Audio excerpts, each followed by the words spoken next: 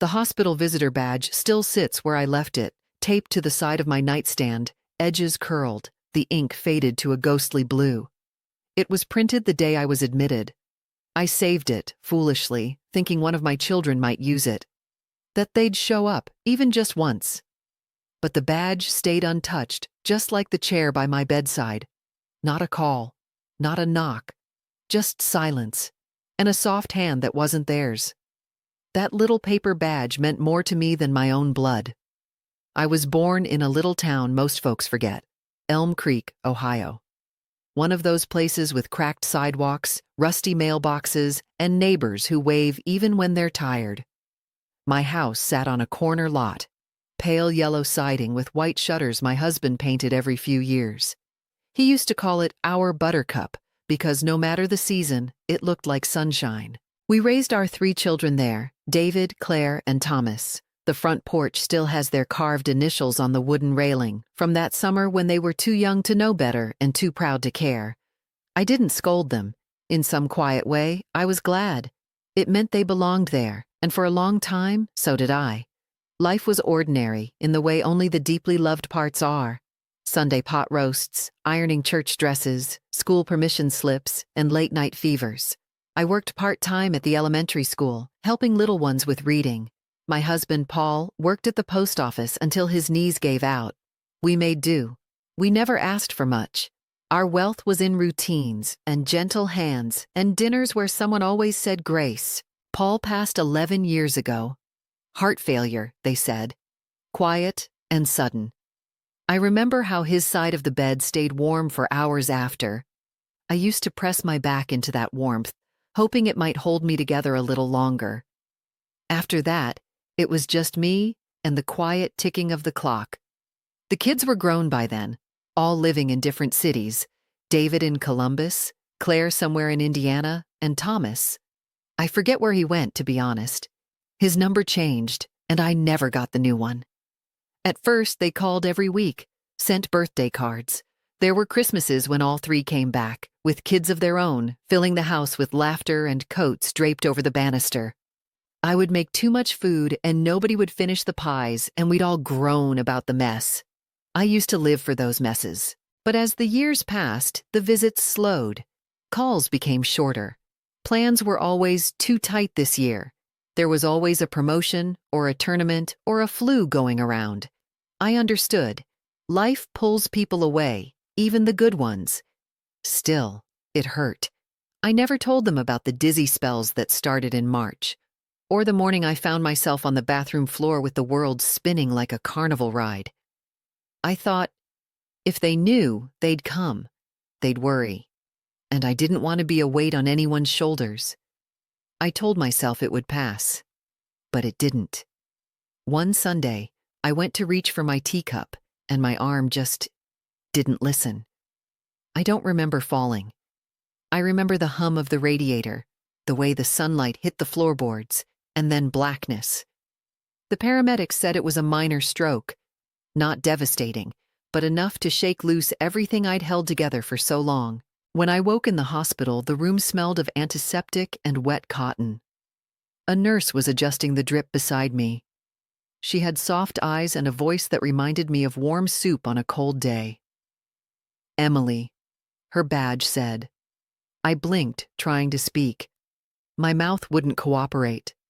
She leaned in gently. You're safe now, she said. They ran tests, did scans, moved me from one machine to another like I was a puzzle missing too many pieces. I asked the nurse if my children had been contacted. She nodded, said the hospital left messages with all of them. I smiled. Relief flooded me like warm bath water. They'd come. Of course they would. That was day 1. By day 3, I'd started counting the footsteps outside my room, straining to hear familiar voices. I made sure the chair by my bed was neat, fluffed the pillow, smoothed the seat. I even asked Emily to open the blinds so they'd see the room was bright and welcoming when they arrived. I didn't want them to think I was in some dark place. Every sound in the hallway made my heart jump. But no one came.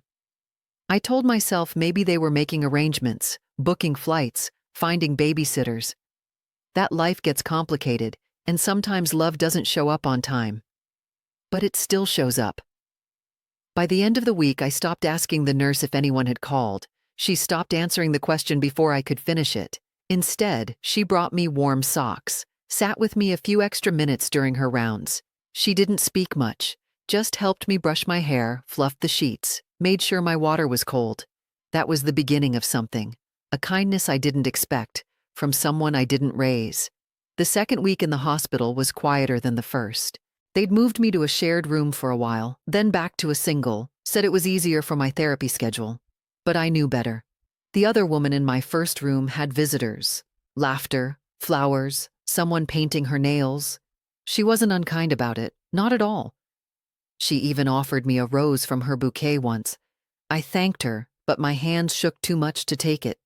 I didn't want to be seen next to someone so loved, so I was moved. Emily still came. Morning, noon, sometimes evenings, though I knew that wasn't her shift. She would ask how I was sleeping, whether the porridge was too thick, or if I'd managed to walk down the hallway with the therapist. She'd always rest a hand gently on my shoulder as she left, just for a second. It's strange what becomes precious when you're invisible. On day 11, I asked for a comb. My hair had grown stringy and flat, and the hospital mirror was too small to see much, but I tried.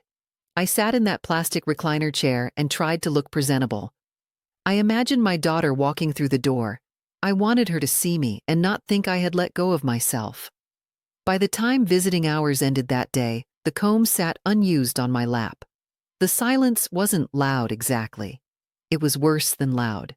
It was hollow, the kind of emptiness that wraps around your bones and makes you doubt the years you thought were full. The nurses were kind. Always kind. But you can hear it in their voices, that tilt of pity when they ask, "No one coming by today?" Like maybe someone's car broke down. Maybe someone got stuck at the airport.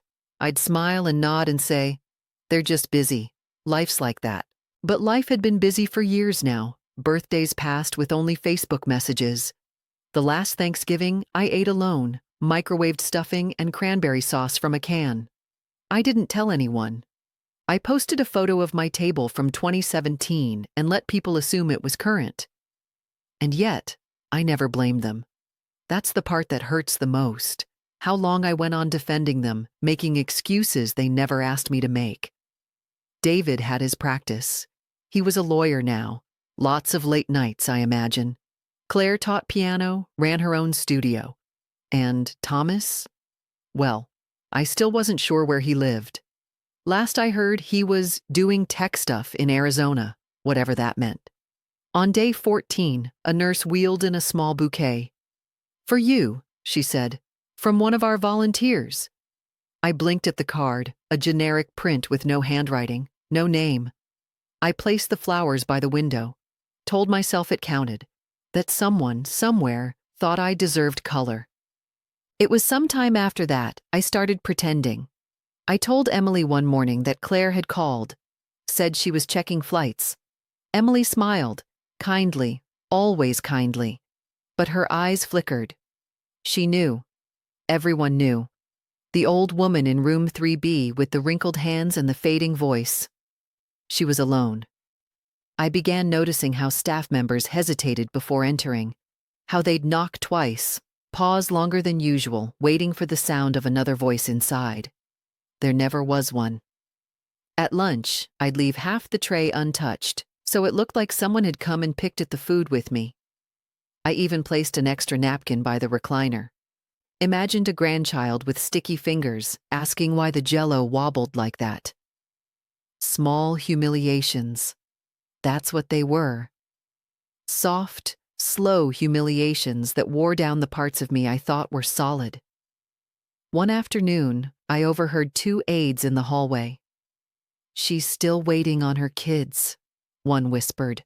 "Poor thing," the other replied. 3 of them, and not one shows. They didn't know I could hear them. Or maybe they did. The shame curled up beside me that night like an old dog, familiar and heavy. I didn't cry. I just stared at the badge again, the one I kept by the nightstand. The visitor badge from day one, still clean, still untouched. That night, Emily brought me a small bag of peppermint candies. Said she remembered I mentioned them once. I held the bag like it was treasure, like it was proof I hadn't disappeared completely. After she left, I pressed the bag against my cheek and closed my eyes. I never expected diamonds. I never wanted money or praise or applause. All I ever wanted was to matter. It was Thanksgiving morning when the nurse came in with the holiday tray.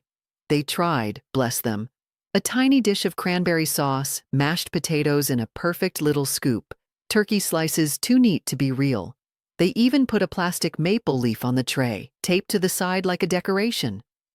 Emily wasn't on shift that day. I noticed immediately. My room felt colder without her voice, her gentle way of smoothing the corners of things that couldn't be fixed. I looked at the empty chair beside my bed, again. Same as yesterday. Same as every day. That's when I finally let the truth settle in my chest. They weren't coming. Not because they couldn't, but because they didn't want to. Even now, it shames me to say it. Because a mother isn't supposed to think that. A mother is supposed to understand, to be patient, to make room for delays and distractions, to accept the crumbs of love and call it a feast. I picked up the plastic fork. My hand trembled as I cut into the turkey. It was dry, flavorless. It stuck to the roof of my mouth like dust. The television played some holiday parade. People cheering, marching bands, dancers in bright costumes. I turned the volume down until it was nothing but a hum. Across the hallway, I could hear laughter. Someone's family had arrived early. I heard a little girl's voice asking if Grandma got her drawing. There was joy in that room.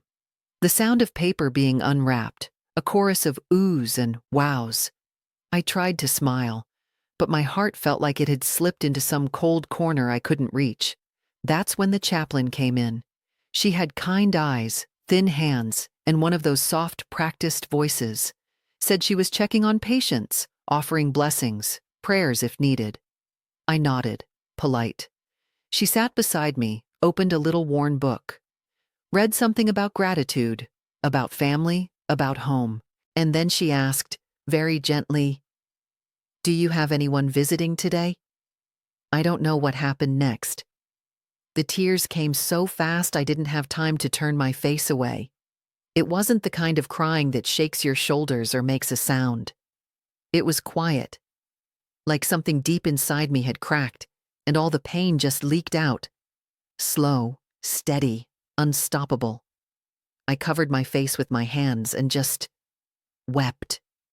She didn't say anything. She just placed her hand over mine.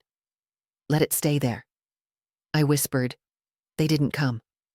She squeezed my hand and said, "I know." It was the first time someone didn't try to excuse them. Didn't tell me they were probably busy, didn't say, "I'm sure they'll call." Just, "I know."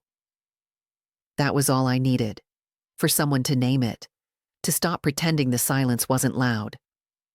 After she left, I sat in that chair, the one I kept straightened for them, and I looked at the tray, the plastic leaf, the untouched turkey, the empty visitor badge, all of it, and I said something out loud to no one. I gave them everything, and I had. My body, my youth, my sleep, my softest years. I fed them before I fed myself, bought them shoes when mine had holes, sat in bleachers in the freezing cold, clapped at spelling bees, kissed every scraped knee, forgave every sharp word. I stood by them, but they couldn't even sit by me. Not for a day. Not for a holiday. Not when I was at my weakest. Something shifted inside me that day. Not anger. No, just a deep, aching clarity, like fog lifting after years. I didn't hate them. I didn't wish them harm, but I saw it all for what it was. And once you see something clearly, you can't unsee it. That night, Emily returned. She wasn't scheduled, but she said she swapped a shift. Brought me a slice of pumpkin pie wrapped in foil. Said her aunt baked it. "I thought you might like a taste of home," she whispered. I didn't speak. I just took the pie, held it in both hands, and let the warmth bleed into my palms. She sat with me, even after her rounds were over. We didn't talk much.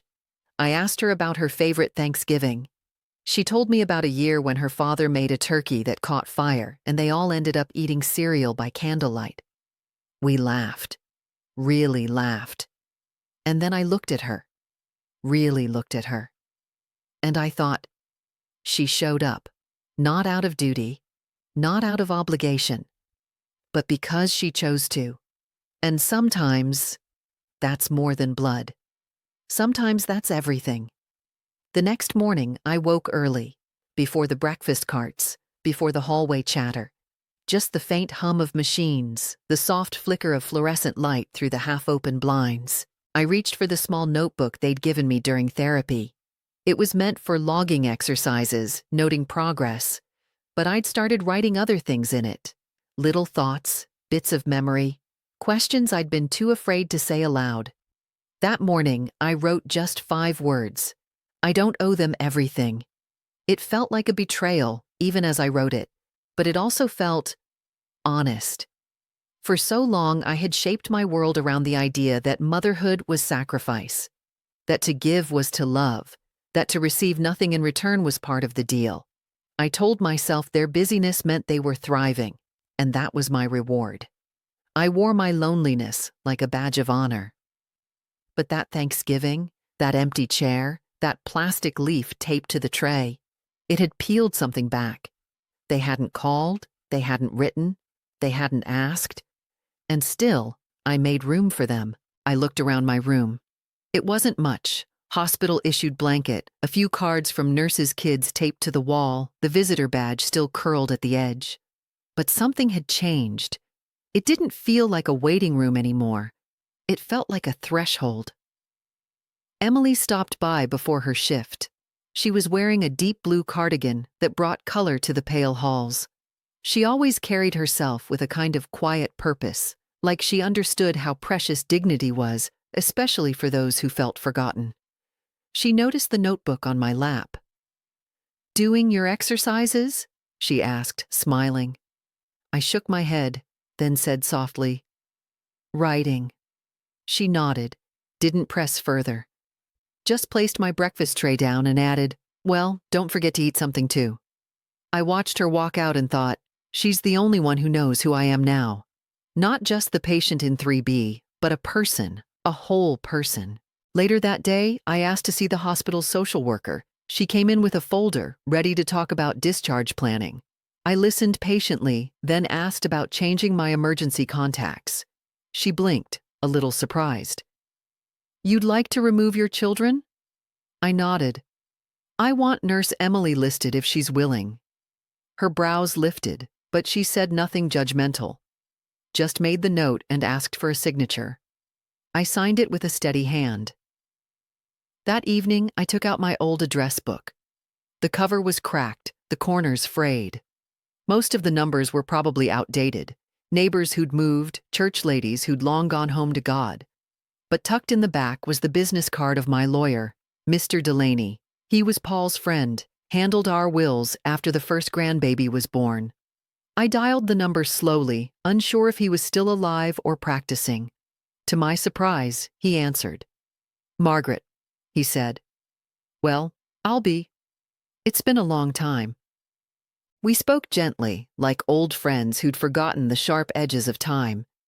I told him I needed to revisit my documents, that some names needed changing. He asked if I was sure. I told him I'd never been more. The next afternoon, Emily found me watching the birds outside the window.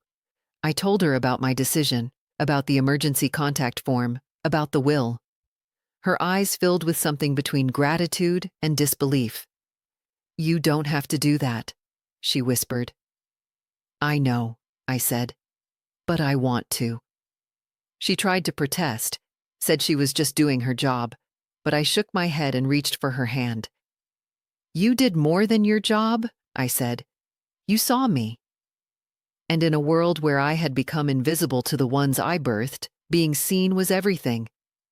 That night, I sat with my little notebook again, wrote one more sentence beneath the first.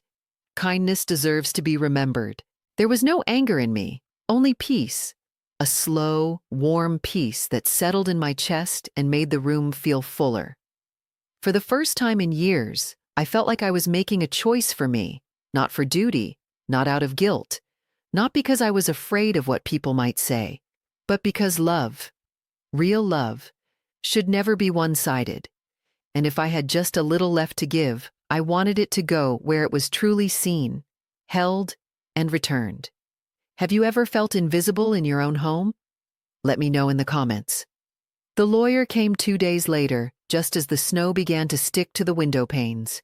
He was older now, thinner hair, a bit more stooped, but his eyes were still sharp behind those wire-frame glasses. Mr. Delaney held my hand a little longer than he used to, as if reading all the years between us with a single squeeze. He pulled up a chair and opened his leather folder. Inside were pages, old ones and blank ones, waiting for new names. I looked at the names I had once written with such certainty. David, Claire, Thomas. I remembered the day Paul and I signed those original papers, how young we were, how proud. We felt responsible, whole. We thought we were doing what good parents should, planning, protecting. And in many ways, we were. But life doesn't always stay inside the lines you draw. Sometimes the children you raise walk so far away, you begin to forget the sound of their laughter. Sometimes they become strangers, polite, distant strangers who once wore your last name like a promise. I pointed to the part he needed to change first, the beneficiary line. I want to update it, I said. Everything, the house, the savings, the accounts. His pen hovered. To whom? I took a breath. Emily Harper, she's a nurse here. He hesitated, not judging, just surprised. I could see it in his face, the struggle between what he'd been told was normal and what sat before him in truth. Are you sure? He asked softly. I nodded. I've never been more. And I hadn't. Emily wasn't my daughter, no, but she came when no one else did. She held my hand, asked about my pain, remembered how I liked my toast, not too brown. She didn't have to. She chose to. And that's what made all the difference. Delaney began to write. I sat quietly as the pen scratched across the paper, a sound that felt like closure and beginning all at once. When it was done, he folded everything neatly, placed it in a yellow envelope. I'll have copies sent to you, he said, standing. And one to Ms. Harper, if that's what you'd like. I nodded again. He paused at the door. I hope they understand someday, he said gently. I smiled. Maybe, but that's not why I'm doing it. After he left, I opened the drawer beside my bed, took out the Bible I kept there, Paul's old one, the leather cracked, a ribbon still marking Psalms. I slid the envelope inside, closed the cover. That night, Emily brought me a cup of warm chamomile. She didn't know the papers were signed. She just smiled and sat with me for a while, humming softly under her breath as she adjusted my blanket. I watched her hands, steady, gentle, always busy. And I realized something. Sometimes family is made not by blood, but by who shows up when you're at your most broken. In the days that followed, I started letting go of the waiting.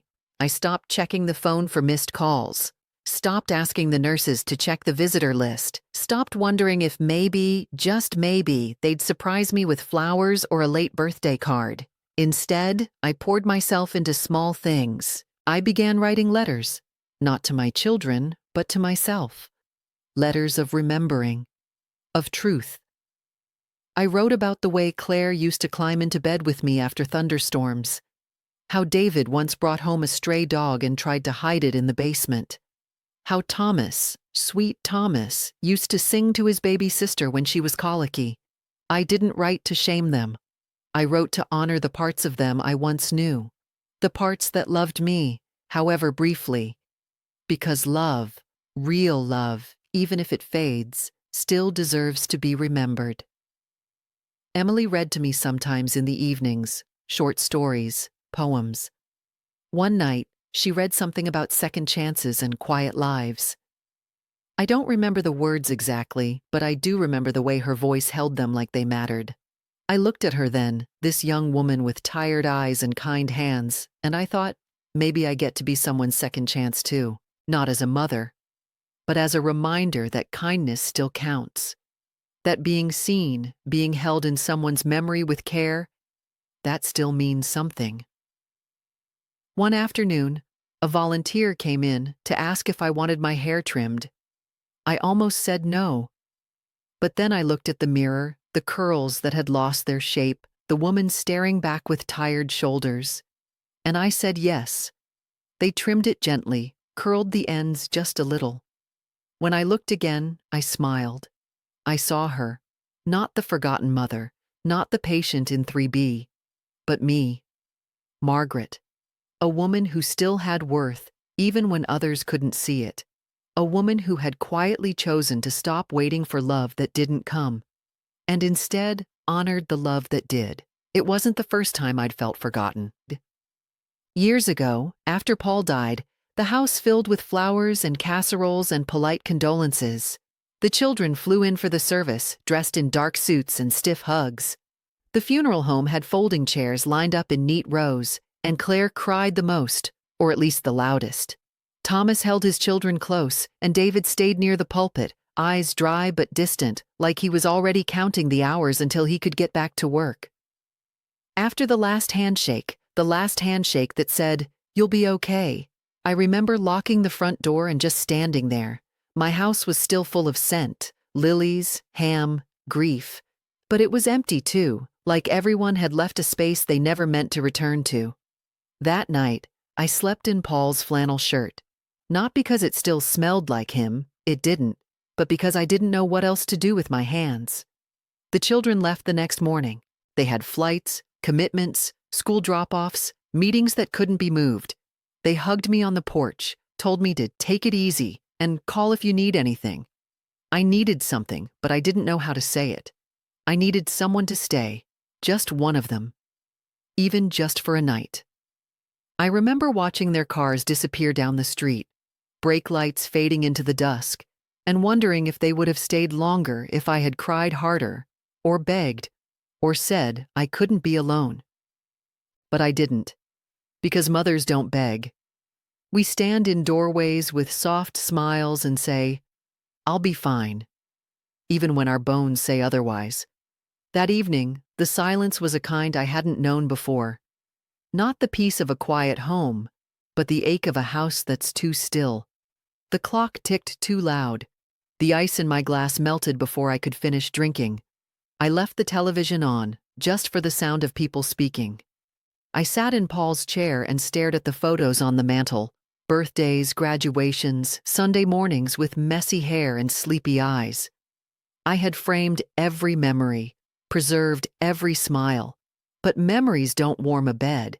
They don't bring you tea or sit beside you while you weep for what used to be.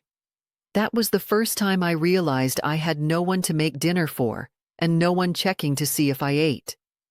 The days blurred after that. The church ladies brought soup, but even they stopped after a week or two. Grief, it seems, has an expiration date for those who don't live with it. I tried to keep busy, folded laundry that didn't need folding, polished picture frames, rearranged the silverware drawer. I baked cookies for the neighbor boy's birthday and mailed thank you notes to people I barely remembered seeing. But the nights were long. That winter, I slipped on the back step while putting out birdseed. I bruised my hip and sprained my wrist. I didn't call anyone, just crawled back inside, holding my breath, trying not to cry from the sting. I told myself, they're busy. They'll come back when they can. They didn't. Claire called a week later, cheerful and rushed, talking about the school recital and how her youngest had just started learning piano. I didn't mention the fall. I didn't say I'd been sleeping on the couch because I couldn't climb the stairs. I just asked for pictures of the kids. That was the first time I felt myself drift from them. Not because I didn't love them, but because I stopped showing them where it hurt. Maybe that was my mistake. Maybe if I had spoken the ache, they would have come. Or maybe not. Maybe we had all become comfortable with the roles we played. Me, the sturdy mother. Them, the faraway children with busy lives and good intentions. But good intentions don't fill chairs at holidays. They don't hold your hand when your chest tightens at 2 a.m. and the air feels too thin. They don't walk through the door when your voice is too tired to call out. That winter passed, and another after it. The grief dulled, as it always does, but something inside me never stitched up properly. A little loose thread of loneliness that tugged more each year. Now, lying in this hospital bed, I feel the same cold space inside me. Not because of Paul. No, that grief softened long ago. But because the ones who once needed me most no longer see me at all. They haven't seen me in a long time. Not really, not since they stopped looking. But Emily did. She asked about Paul. She noticed when I didn't eat. She saw the fear I couldn't name and sat with me through it. She reminded me, without ever saying it, that I still mattered. That I was still here. And as I remember that night on the porch after Paul's funeral, I realize I've been waiting for someone to stay. Not just visit, stay. And now, perhaps, I've finally found someone who did. It happened on a Tuesday afternoon, quiet, unremarkable, the kind of day where nothing is supposed to shift, the kind where soup is served warm and the halls smell of bleach and vanilla lotion. But something shifted. I had just finished my occupational therapy session. My legs were sore, and my hand ached from the grip exercises. Emily had helped me back into bed, tucked the blanket beneath my feet, just the way I liked it. She smiled and said she'd be back in a bit. That's when I heard it. My door wasn't all the way closed. It never really was. The hinges had a softness to them, stopping just before the click. I had grown used to the passing sounds. But this voice, it was different. Low, familiar, tired in a way that pulled at something deep inside me. David. I heard him speaking with the nurse at the main station just around the corner, his voice carried just enough. He hadn't stopped by my room, hadn't asked for me directly, but he was asking something. Just need to know who's in charge of her account, he said. Whether she's managing things herself or if someone's been appointed. The nurse hesitated. We can't disclose that without consent. He sighed. I'm her son. I just want to be prepared in case decisions need to be made. The air in the room changed, like it had thickened. He wasn't there to see me. He wasn't there to hold my hand, to ask if I needed slippers, or to smooth my hair back and tell me I looked stronger than last week. He was here, about the money, about control, about what might be left behind when I was no longer around to explain where the checkbook was or how to access the safe. He didn't know the safe had been emptied, that the will had already been rewritten, that I had made my decisions in the hush of fluorescent light with no one to witness it but a lawyer and my own trembling resolve. I lay back against the pillow and stared at the ceiling tiles, counted them slowly. 23. I had never counted them before. I didn't cry. I didn't even blink for a while. When he walked past my door, not into it, just past it, I caught a glimpse of his jacket, navy blue, expensive. He didn't look inside. He didn't even pause. I closed my eyes. Let the silence sit beside me again. It was worse than anger, worse than yelling. It was the knowledge that I had been reduced to a spreadsheet in someone else's life, that my value was now measured in accounts, deeds, and potential inheritance. I thought of the birthday cards I had written with shaky hands, the gifts I'd mailed, the lullabies I used to hum when he had nightmares as a child. I thought of the time he broke his leg in 3rd grade and how I'd slept beside his hospital bed for 2 nights straight just so he wouldn't wake up alone. And now, here I was, awake, alone. Not because the world had taken him from me, but because he had chosen not to stay. Emily returned later, carrying my laundry, soft and warm from the dryer. She placed the stack on the chair and asked if I needed help folding. I said no, gently, and thanked her. But she paused. She always seemed to know when something had shifted. I looked at her then, really looked. Not just as a nurse, but as someone who had given without expecting. Someone who brought peppermint candies and remembered the kind of tea I liked. Someone who never once asked about wills or accounts or insurance. Someone who had already given more than I ever thought I'd receive again. Later that evening, I asked her if she could sit with me. Not long, just for a little while. She smiled, sat by the bed, and took the folded blanket from her lap and draped it over mine. I turned to her and whispered, "My son was here today." Her face softened. "Oh?" "He didn't come in." Her eyebrows pulled together, but she said nothing. "He was asking about paperwork, control." She nodded slowly. "I'm so sorry." I looked down at my hands, the same hands that once held bottles, sewed buttons, flipped pancakes every Saturday morning. "They don't see me anymore," I said. "Only what I might leave behind."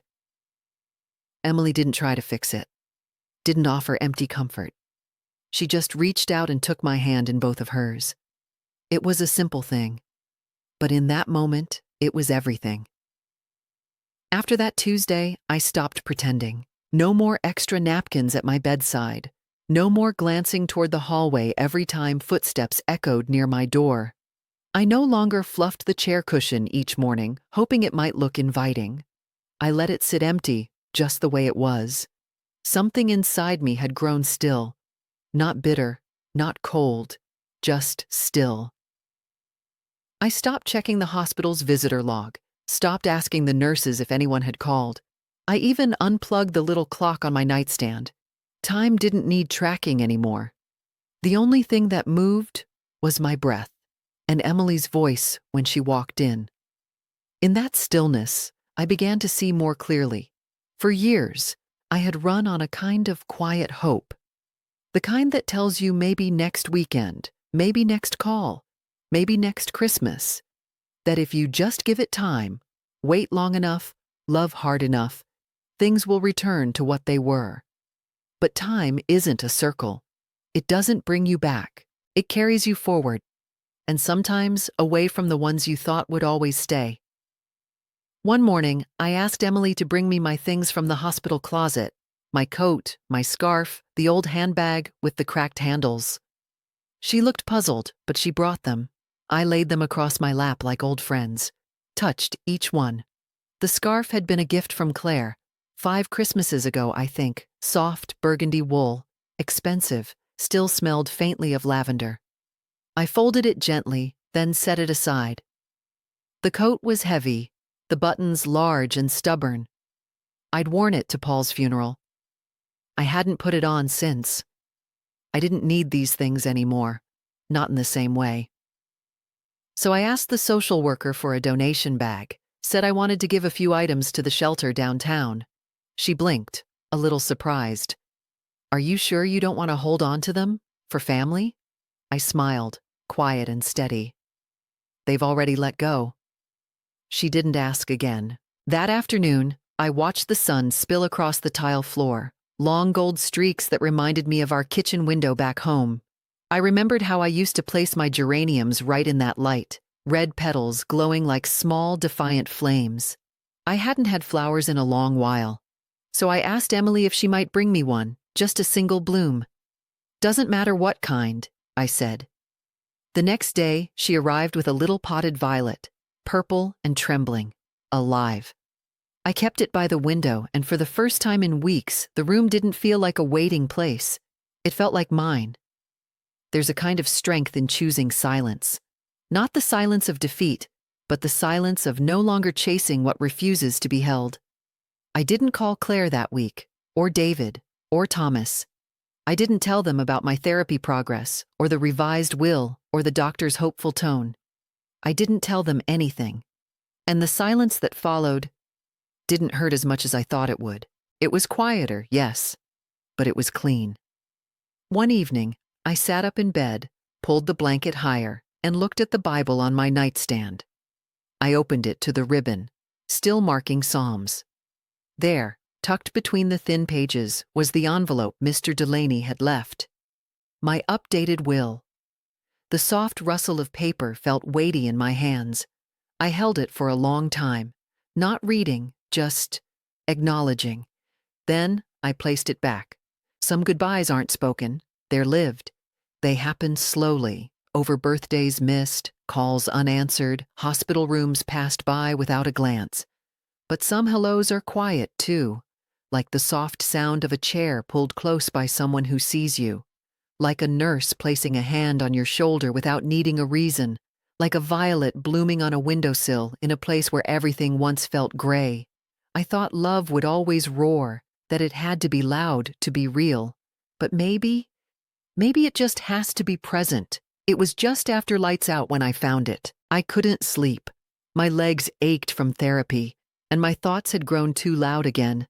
I reached for my nightstand drawer, not for the notebook this time, but for something older, something buried beneath a stack of church bulletins and peppermint wrappers. Paul's letter. I had nearly forgotten it was there, folded neatly, edges yellowed, ink faded from the years. He'd written it during the last week of his life, tucked it into the inside cover of his Bible, and never said a word. I found it 2 days after the funeral when I was gathering his things. I read it once, in a haze of grief, then slipped it away, unable to bear the weight of it again. But that night I needed his voice more than ever. I unfolded the letter with trembling hands. It wasn't long. Paul never used too many words. He was a man of few but steady things. In the letter, he thanked me for the life we built, for standing by him, for raising the children with hands that healed and a heart that forgave. He said he hoped, when the days grew quiet, that I would remember who I was before I was mom, before I was wife. "You are still Margaret," he had written. "Still the girl who loved lilacs and read poetry aloud in the kitchen. Don't let the world forget her, and don't you forget her either." I read it twice, then a third time, slower. Tears came quietly, sliding down the curve of my cheek like they knew the path too well. Not because I was sad, though I was, deeply, but because I realized something I hadn't allowed myself to believe in a long time. I was still me, even after all the loss, even after the silence from my children, even after the hospital, the bruises, the long days of waiting that led nowhere. I was still here, and not just surviving, but remembering. I folded the letter carefully and placed it back in the drawer, then turned to the violet on the windowsill. Its petals had opened wider that day. It leaned slightly toward the light, as if it knew where warmth lived. The next morning, Emily brought my tea without being asked, just the way I liked it. Not too hot, 1 sugar, a hint of lemon. She placed it on the tray and sat down, unwrapping a small bundle from her bag. "Brought you something," she said. Inside was a slim book, cloth-bound, worn, with the edges soft from use. "Found this in a second-hand shop," she said. "Thought of you." It was a collection of poetry. Emily didn't know about the letter or Paul's words. She couldn't have. But somehow she had given me exactly what I needed. I ran my hand over the cover. "Read to me?" I asked. She smiled and opened to a marked page. Her voice was slow and steady, the kind that settles into the corners of a room and makes everything feel warmer. The poem was about time, about loss and how it shapes us, softens us, carves out space for light to return. I listened with my eyes closed, and for the first time in weeks, I didn't feel small or fragile. I felt known. After she left, I began reading again, not just poetry, but the notebook I'd filled during my hospital days. I flipped through page after page of pain, questions, little moments of hope.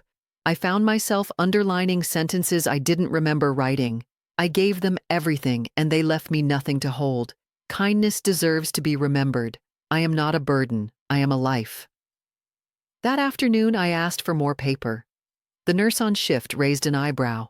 "Planning to write a novel?" "Maybe," I said, smiling. "Or maybe I'm just trying to remember myself." The words came easier now. Not because the pain had disappeared, it hadn't, but because I had stopped asking it to leave. I had started to sit with it, like an old friend who'd come to stay. And in sitting still, I found something else waiting beneath the ache. Strength. Not loud strength. Not the kind that marches or shouts, but the quiet kind. The kind that writes letters no one may read. the kind that leaves flowers in rooms that feel forgotten, the kind that rewrites a will with hands that have trembled and still manages to sign. That evening, Emily peeked in before going home. "Need anything?" she asked. I shook my head, then held up the poetry book. "Just this," I said. She nodded gently, then added, "You've got more fight in you than most people I know." I smiled, not the kind of smile you wear for company, but the kind that grows from deep within. "I don't want to fight," I said. "I just want to remember who I am." And for the first time in a long while, I truly did. Have you ever found strength in moments of silence? Let me know. It was a Tuesday again. Funny how the days with the heaviest weight always seem to fall on the quietest ones. Emily had stepped out to grab something for her next shift, and I was alone with my tea and notebook when the knock came. Not a nurse's knock. Not the soft rhythm of someone used to entering rooms with care. This one was different. Sharp, uncertain, like someone wasn't sure they were welcome. Then the door creaked open, and there stood Claire. She looked older than I remembered. Her hair was shorter, her coat wrinkled at the sleeves. She clutched her purse like it held something more than just keys and tissues, like maybe it held her nerves too. "Hi, Mom," she said. I blinked, unsure if she was real. She stepped in quickly, as if afraid I might change my mind and ask her to leave. I just happened to be passing through," she said. "Thought I'd stop in." Her voice was breezy, but her eyes flickered to the machines, to the tray of tea, to the wilted violet on the windowsill. I said nothing, just nodded and gestured to the chair. She sat, smoothed her skirt, looked around like she expected someone else to be there too. "It's nice," she offered. "Clean." I nodded again. The silence stretched between us, not heavy, just unfamiliar. "I know I haven't been around," she began, her voice catching. "Things have just been busy." I didn't answer, because I had nothing to offer her that wasn't already lost. After a while, she reached into her purse and pulled out a card. Plain, blue, no envelope. "Just a little something," she said. "You know, for the room." I took it, turned it over in my hand. Inside, it read, "Thinking of you. Hope you're feeling better." No message, no love, no signature. She sat for 23 minutes, I counted. We spoke about the weather, her oldest child's piano lessons, and how her husband had taken up jogging. She never once asked how I'd been sleeping, or if I was scared, or if I needed anything.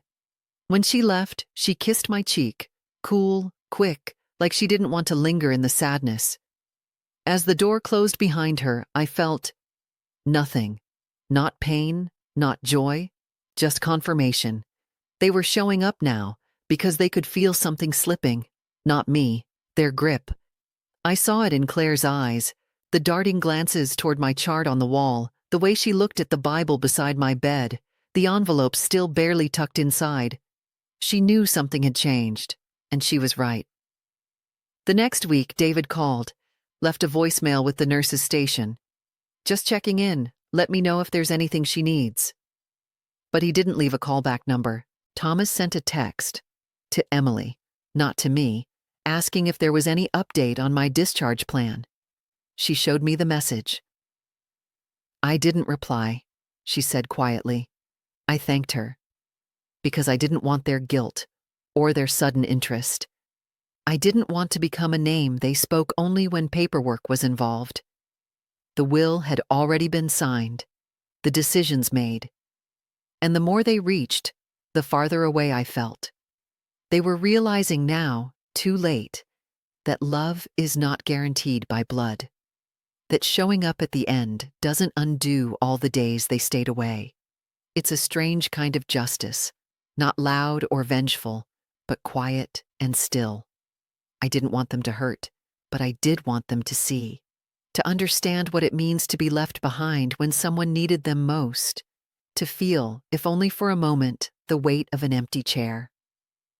One afternoon, Emily sat beside me as I folded laundry. She didn't ask about the visit or the calls.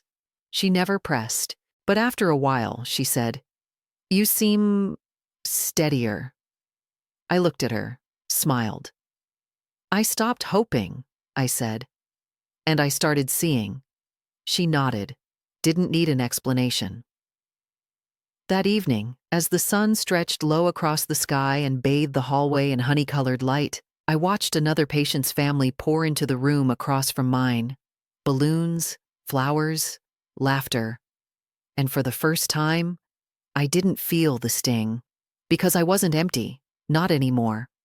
I had chosen differently, and that choice was enough. The first snow of the season fell gently against the window the morning they all came. Not just Claire or David or a single hurried knock, but all three. Together. A rare moment, like a solar eclipse. They didn't come with balloons or flowers.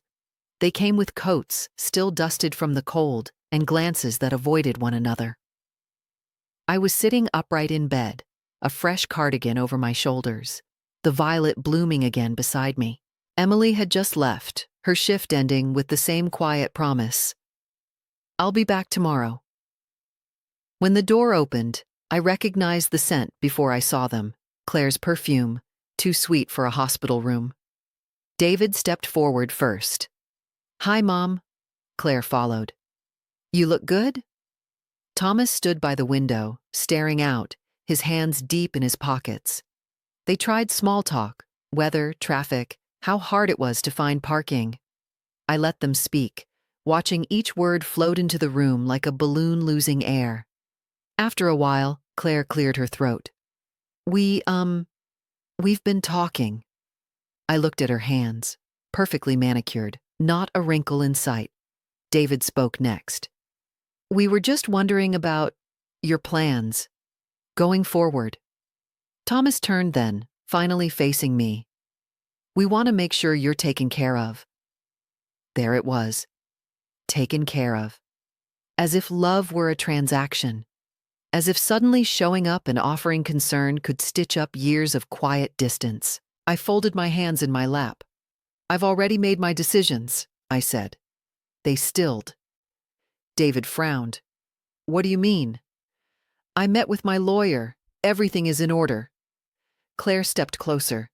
"You should have talked to us. We're your children." I looked up at her, really looked. For the first time, I didn't see the little girl with tangled curls or scraped knees. I saw a woman who hadn't visited me until she feared something was slipping through her fingers. "I did talk," I said softly. "For years. You just stopped listening." The silence grew heavy. Thomas shifted, glanced toward the door. "I know you have families, lives. I never held that against you," I continued. "But when I needed someone most, you weren't there." Claire's eyes welled. "We didn't know how bad it was. You didn't ask." My voice didn't rise. There was no anger in it, just truth, laid out gently, like a photograph placed on a table. David rubbed his temple. "This doesn't mean we don't love you." I nodded. "I know." And I did. I believed in some way they still loved me, but love not shown is love not felt, and what I had felt, for too long, was absence. "I gave everything to someone who was here," I said. "Someone who saw me." Claire's mouth opened, but no words came. I reached for the notebook on my tray and opened it to a page I had written weeks ago. "I wrote this one night," I said. "Would you like to hear it?" They nodded, reluctantly, uncertain. I read. "When my body was small, you needed me. When your bodies grew, you forgot I was still here. I held your first steps. You couldn't hold my last fall, but I forgive you. Not for you, for me. Because I want peace, not proof."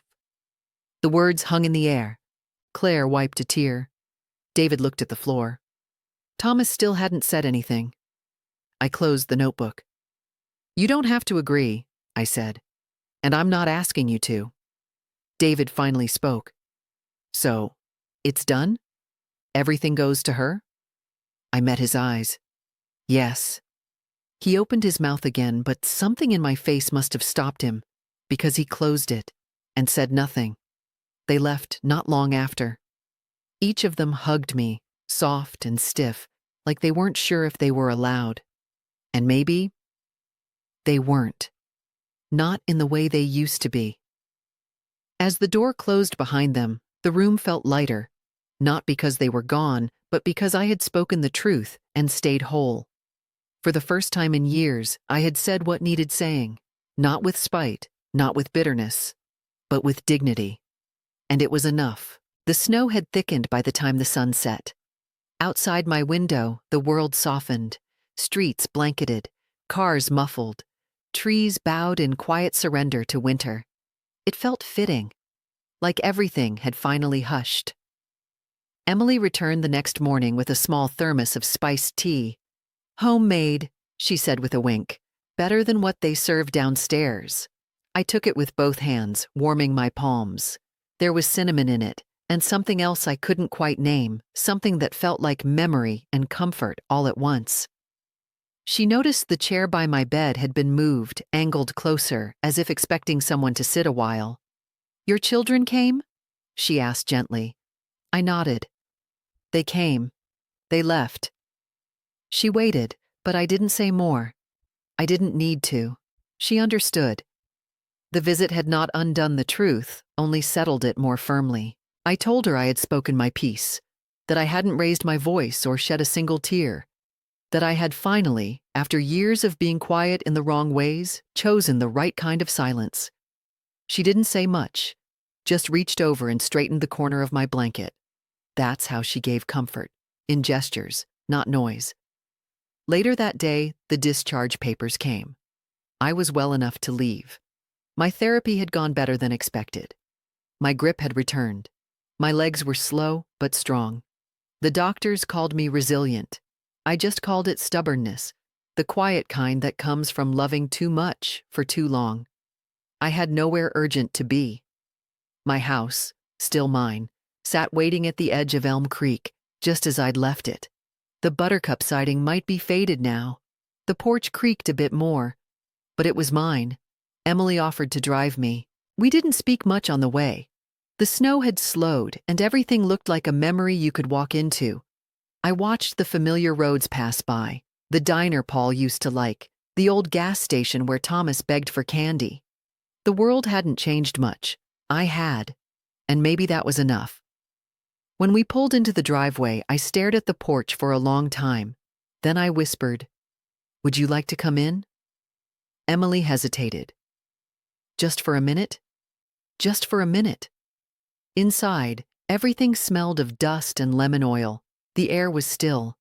I stood in the doorway and let it hold me, not as a ghost, but as someone returned. She followed me to the kitchen, where I leaned against the counter. Everything was in its place. The ceramic mug rack, the dish towel with fading roses, the small stack of unopened mail that had waited patiently on the table. I reached into the cabinet and pulled down an old tin, the one Paul and I used to keep receipts in. Inside, nestled beneath papers, was the key to the fireproof box under the floorboard. I handed it to Emily. Her eyes widened. "What's this?" "It's where I keep my important things," I said. "And now it's where I want you to keep them too." She shook her head, overwhelmed. "You don't have to." "I know," I said, "but I choose to." That was the difference. My life was no longer being given out of obligation. It was being offered, freely, lovingly, on my terms. That evening, after she left, I sat in my old armchair, wrapped in the same blanket I'd had since the early years. I stared at the photos on the mantel, still there, still smiling, still beautiful. I didn't take them down. They were still part of me, even if the people in them had chosen another path. But now, I could look at those photos without ache. I could see the joy in them without mourning what came after. That night, as I stood before the mirror, brushing my hair, I whispered to my reflection, "You are not invisible." And I believed it.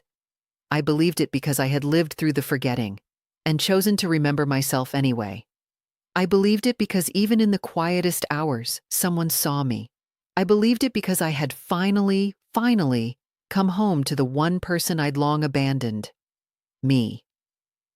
I sit on the porch most mornings now, wrapped in my shawl, a mug of tea cradled in my hands. The house creaks with age, just like I do, but we've both earned our quiet. The violet from my hospital room sits beside me in a ceramic pot. It's bloomed twice since I've been home. Some things thrive even after being forgotten for a while. Emily visits on Sundays. She brings stories from the hospital, photos of her niece, sometimes fresh cinnamon rolls wrapped in wax paper. We don't speak much about the past. She knows the shape of it. She doesn't ask for what I've already given. As for my children, well, they call now. They send polite texts. Claire mailed a holiday card last week with a photo of her family at a pumpkin patch. I placed it on the fridge, not out of bitterness, but because I no longer need to hide from what is. I haven't erased them. I just stopped waiting for them to be someone they're not. Sometimes love doesn't return the way you sent it, and sometimes it doesn't return at all, but that doesn't make the giving less holy. I learned that the hard way, in a hospital bed, beside an empty chair, holding the hand of someone who never owed me anything, and showed up anyway. To anyone listening who has ever sat by a window, waiting, who has ever set an extra place at the table, just in case, who has ever felt like they vanished the moment they were no longer needed, you are not invisible. You are not forgotten. You are still here, still worthy, still enough. And you always have been. If you've ever felt unseen or forgotten, remember, your worth doesn't depend on their understanding. Share your story in the comments.